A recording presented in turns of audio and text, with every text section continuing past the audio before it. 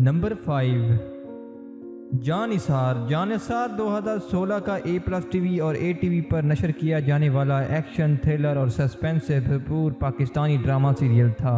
इस drama serial की कुल किस्तें 13 हैं।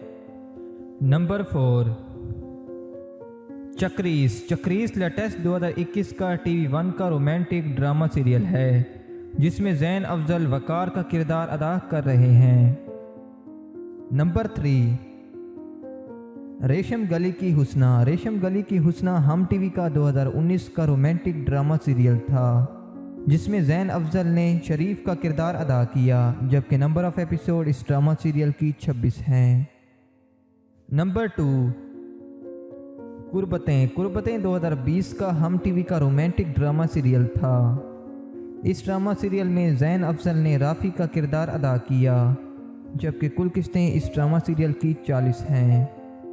Number 1, Sanwari. Sanwari romantic teen drama serial था जिसे हम टीवी ने नशर किया।